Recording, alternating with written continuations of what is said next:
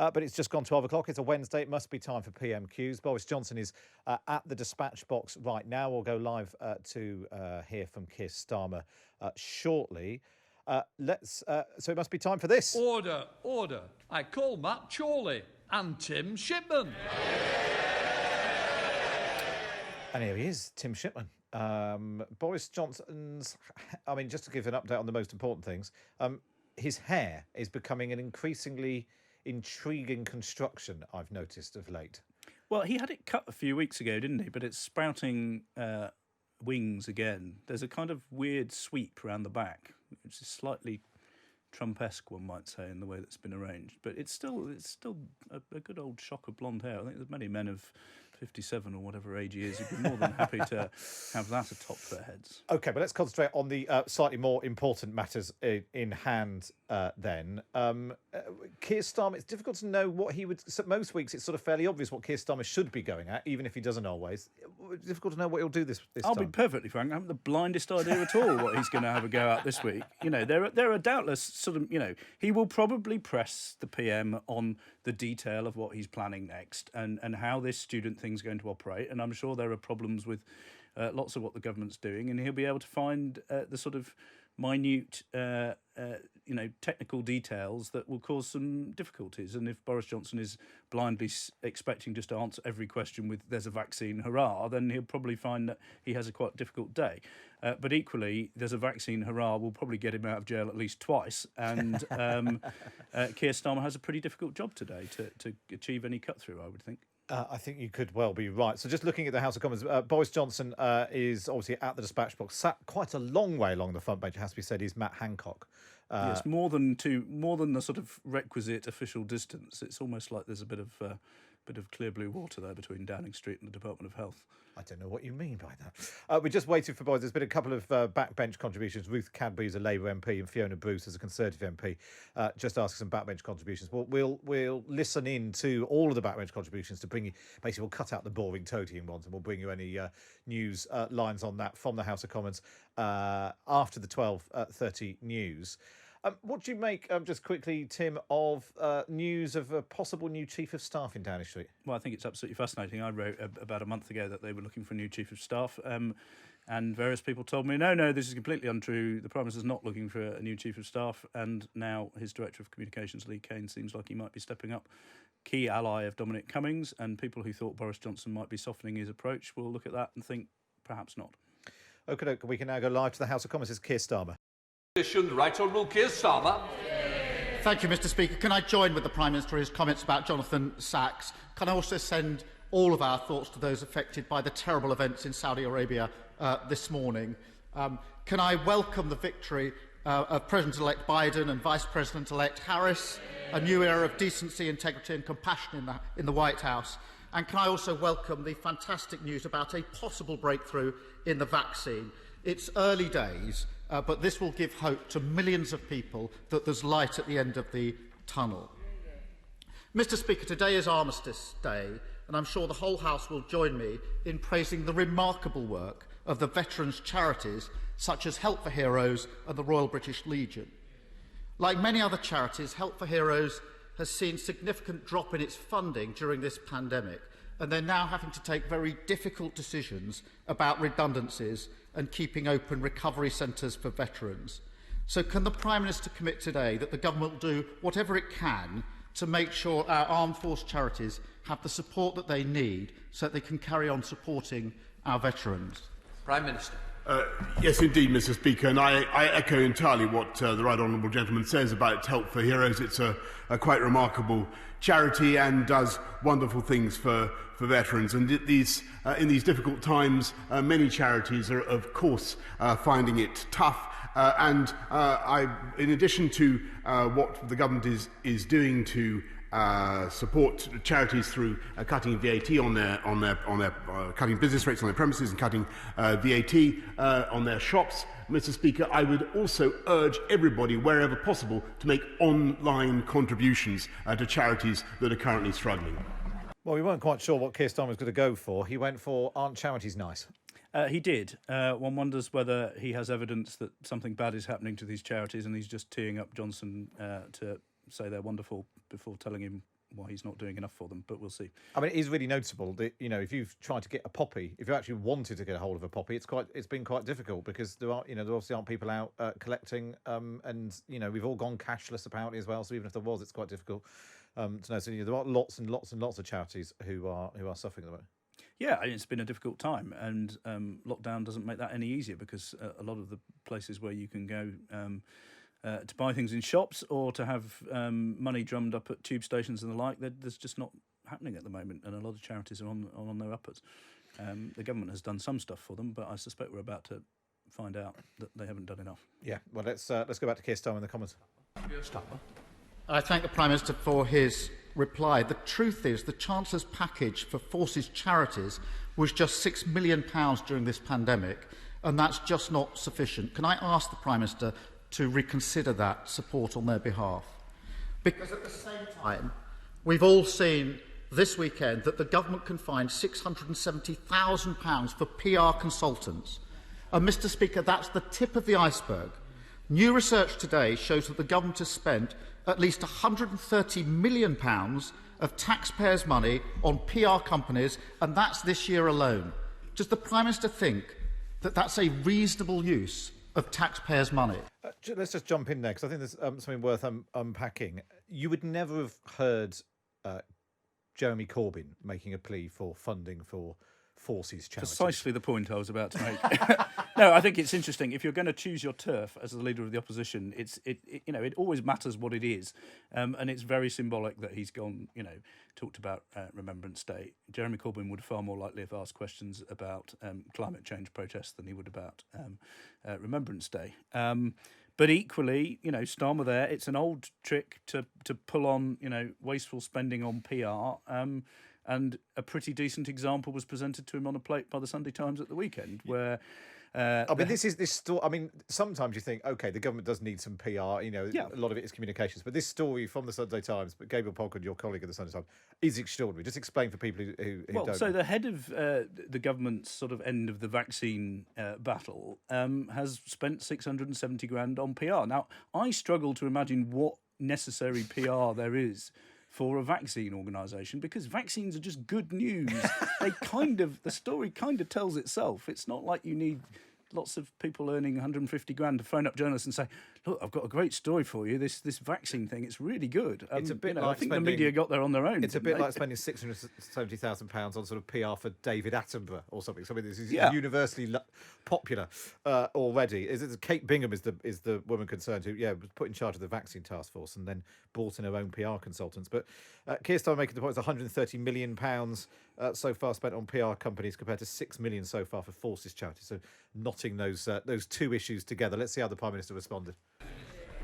Mr Speaker, I think he's referring to the Vaccines Task Force, and after days in which the Labour Party has attacked the Vaccines Task Force, I think it might be in order for him to pay tribute to them for securing 40 million doses. And by the way, the expenditure to which he refers was to help raise awareness of vaccines, to fight the anti-vaxxers, Mr Speaker, and to persuade the people of this country, 300,000, to take part in trials without which we can't have vaccines, Mr Speaker. So I think you should take it back.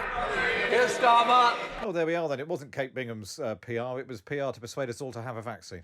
I'm not sure that's 100% accurate, actually. But obviously, clearly, it's a good thing to take on the anti-vaxxers. And the government at the weekend announced that they've done a deal with some of these social media companies to do precisely that and take down some of this stuff that's very damaging. One of my colleagues would know the detail better than I do, but I think that that's not the full story that the Prime Minister has just told at the dispatch box. It's interesting as well, the front of the Daily Mail today, male vaccine poll, UK says yes to jab, but you go first, Boris. The top line they say is 3 in 4 Britons would take the COVID vaccine. If you dig into it a bit further, it's not it's a people are a bit there's more some wobbly decent-sized numbers would not want to take it, and you need 80% take-up rate to get the sort of, to use that hackneyed old phrase, herd immunity. And the other thing that's quite worrying that's been happening is that you've seen rates for MMR and other jabs dropping because the NHS is busy dealing with COVID. So you've now got, potential measles outbreaks as well amongst kids.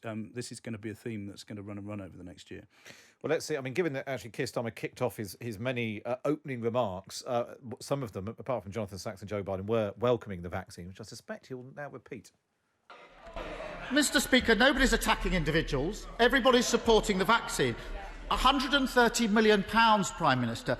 There's a real question about the way that contracts are being awarded, about basic transparency and accountability. And I know the Prime Minister doesn't like that. This is not the Prime Minister's money, Mr. Speaker. It's taxpayers' money. The Prime Minister may well not know the value of the pound in his pocket, but the people who send us here do, and they expect us to spend it wisely.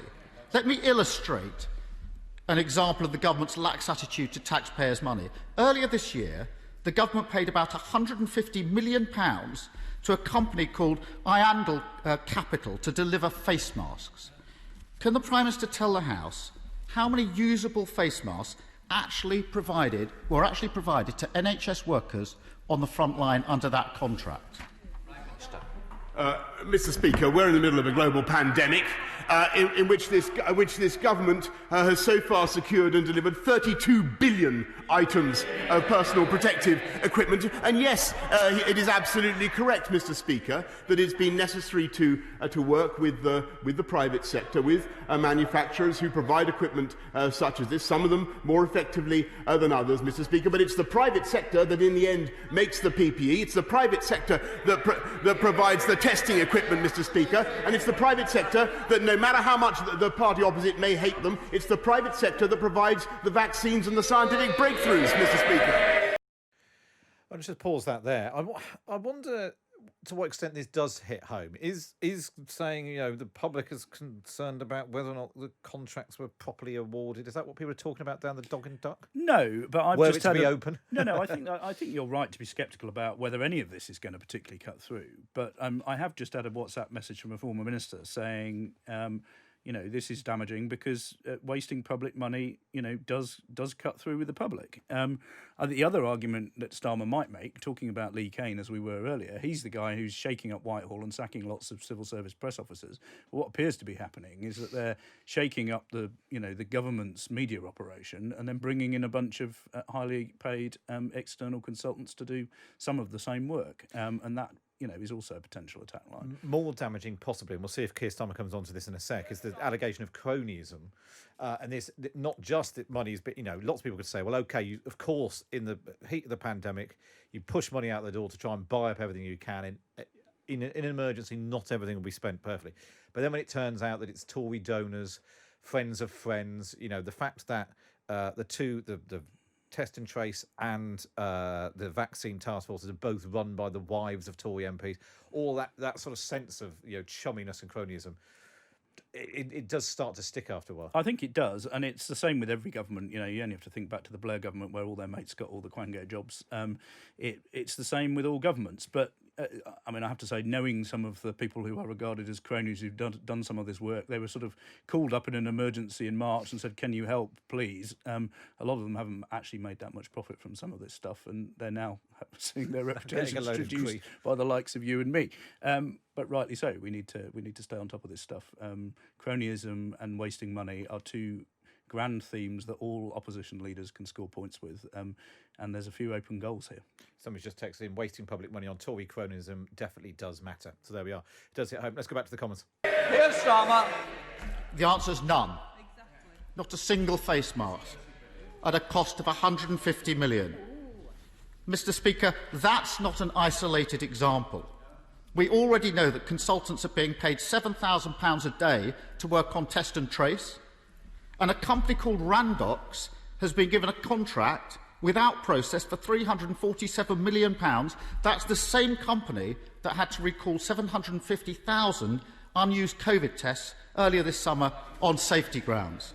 And there's a sharp contrast between the way the government sprays money at companies who don't deliver and their reluctance to provide long-term support to businesses and working people at the sharp end of this crisis. The Chancellor spent months saying that extending furlough was, these were his words, not the kind of certainty that British businesses or British workers need, only then to do a U-turn at the last minute. Yesterday's unemployment figures show the cost of that delay. Redundancies up by a record 181,000 in the last quarter. What's the Prime Minister's message to those that have lost their jobs because of the Chancellor's delay? Prime Minister. Mr. Speaker, with great respect to the right honourable gentleman, he knows full well that the furlough programme has continued throughout this pandemic. It went right the way through to October. It's now going through to March. It's one of the most generous programmes in the world. 80% of income supported by this government. An overall package of £210 billion, Mr. Speaker, going in to support jobs, families and livelihoods throughout this country. I think this country can be very proud of the way we've looked after the entire population when we are going to continue to do so. And he should bear in mind, Mr. Speaker, that the net effect of those furlough programmes, all the provision that we have made, is disproportionately beneficial for the poorest and neediest in society, which is what One Nation conservatism is all about, Mr. Speaker. The thing that strikes me there, Tim Shipman, is the sort of headline inflation. The numbers that Keir Starmer starts off talking about are, he started off with, how much was it that's given to Kate Bingham? 670,000 for PR. Then he got to 150 million on a mask contract, which didn't produce any masks. Boris Johnson comes back and says they spent 210 billion pounds on the economic package. And part of you thinks, well, I know we shouldn't be wasting 150 million pounds, but it's not a great surprise. This is pennies down the back of the sofa. And I mean, Boris Johnson, to be fair to him, was right there to hit him with the full scale of the numbers. That the argument he might have made a little bit more explicitly is, yes, look, some money's been wasted. At the start of this thing, we didn't know what we were confronting. We needed to buy up every conceivable vaccine we could. We needed to chuck money at anyone who said they could get this PPE. Don't forget, back in March and April, PPE was in such short supply and it was a national scandal that they were failing to get hold of it. And they were chucking money at anyone who was, and if that means losing 100 million quid on the off chance of keeping nurses supplied with plastic gowns, then, I think he could be more explicit. I think the public sort of reasonably understand. You bet back as many horses as you can, and you hope that some of them make it round the course. And that's, in a sense, was what he was saying there. But I think he could always be slightly more upfront and explicit about it. OK, let's go back to Keir Starmer. Mr. Speaker, the Prime Minister must know that because the furlough wasn't extended until the last minute, thousands of people were laid off. And the figures tell a different story. Redundancies, as I say, record high, 181,000, 780,000 off the payroll since March. ONS saying unemployment is rising sharply. So much for putting their arms around everybody. The trouble is that the British people are paying the price for the mistakes of the Prime Minister and the Chancellor. If they'd handed contracts to companies that could deliver, public money would have been saved. If they'd extended furlough sooner, jobs would have been saved. If they'd brought in a circuit breaker when the science said so, lives would have been saved. Let me deal with another mistake. The Chancellor's repeatedly failed to close gaps in support for the self-employed. Millions are affected by this. It's bad enough to have made that mistake in March. But 7 months on, the Institute of Fiscal Studies says the scheme remains, their words, wasteful and badly targeted for the self-employed. The Institute of Directors, many self-employed continue to be left out in the cold. After 7 months and so many warnings, why are the Chancellor and the Prime Minister still failing our self-employed? Mr. Speaker, unquestionably this pandemic has been hard on the people of this country, and unquestionably there are people who have suffered throughout the pandemic and people whose livelihoods have suffered. But we have done everything that we possibly can to help. And as for the self-employed, Mr. Speaker, 2.6 million of them have received support at a cost of £13 billion. Quite right, Mr. Speaker. We've also, of course, as he knows, uprated universal credit. That will continue until next year, Mr. Speaker. He now champions universal credit, by the way, and calls for its uprating to be extended. He stood on a manifesto, Mr. Speaker, to abolish universal credit. Keir Starmer looked a bit confused by that in the House of Commons. Boris Johnson still trying to hang Jeremy Corbyn's last manifesto around his neck. It is interesting that this self-employed issue, and we shouldn't forget just how unusual it is for a leader of the Labour Party to be berating the Tory party for not being on the side of entrepreneurs and the self-employed. Yeah, there are times in the last 20 years where you could have switched the two sides around and it would have sounded equally plausible. I thought what Starmer did there was quite interesting. He's built an argument through the questions in a way that he hasn't always managed to pull off week by week, and he's done a lot of specifics, and then he made that sort of big argument which we will hear time and time again. I think the one thing that probably has stuck is this idea that Boris Johnson's been too late to do things, and you can make that argument about lockdowns, and you can make that argument about furlough. Again, if Boris Johnson was being honest, he'd say, I always wanted the Treasury to chuck all the money at furlough. It was persuading my Chancellor that was the issue, and it was only really when I overruled him a week or so ago that it happened. But I doubt we'll hear that answer. Yeah, no, I thought that line about how if he'd acted earlier, public money could have been saved, jobs could have been saved, lives could have been saved, and that's essentially the core argument that Keir Starmer was making. Let's see if he returns to that theme in his last question. Mr. Speaker, the Prime Minister just doesn't get it. I know very well that the self-employment income support scheme has been extended, but the Prime Minister must know that that scheme simply doesn't apply to millions of self-employed people. They've been left out for 7 months, and there's a real human cost to this. This week on LBC, I spoke to a self-employed photographer called Chris. He said to me, our industry's been devastated. There's 3 million of us that have fallen through the cracks. Our businesses are falling, absolutely falling, and crashing each day. He asked me to raise that with the Chancellor. I'll do the next best thing. What would the Prime Minister say to Chris and millions like him who are desperately waiting for the Chancellor to address this injustice? I'm not sure how Boris Johnson feels being described as the next best thing to Rishi Sunak. No, but also, interestingly, we were just talking about Starmer and Corbyn. That's the Jeremy Corbyn question. Some fella called Chris who wants his question answering. I spoke to a man called Chris. On some station you've never heard of. And you don't need to trouble yourselves answer with that. this, Prime Minister, from this man called Chris. I mean, we're back to week 1 of Jeremy Corbyn. So Although Jeremy Corbyn would normally kick off PMQs with this sort of thing. quite, Rather instead, this is the massive crescendo. the massive crescendo, as ever, from Keir Starmer. Maybe we ought to drop him a note on how to structure his questions better. Let's hear Boris Johnson responded.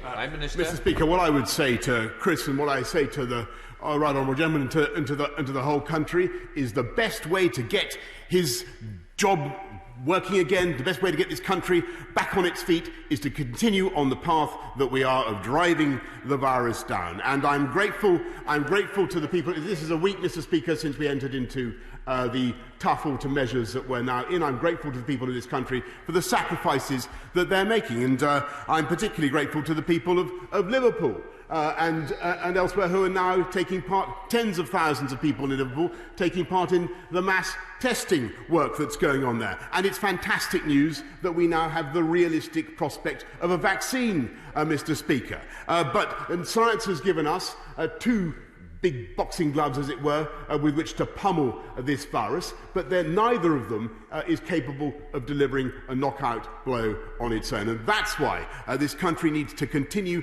to work hard to keep discipline and to observe the measures that we've put in. And I'm grateful to the party opposite, grateful for the support that they're now giving for those measures. That is the way to do it, Mr. Speaker. Hands, face, space, follow the guidance, protect the NHS and save lives. A jumble of words and phrases. It was a jumble, but it was sort of effective, wasn't it? The 2 big boxing gloves will probably make the news clips later. And the collector's item of hearing Boris Johnson praise the people of Liverpool 15 years after he was forced to go and apologise to the people of Liverpool on bended hand and knee was particularly special. I mean, I think, Starmer made a decent fist of building an argument for 4 questions, and then it sort of petered out again. This is quite often what we see from Starmer. And any PMQs where the leader of the opposition doesn't win is a win for the Prime Minister. And I think Boris Johnson will toddle off home reasonably content.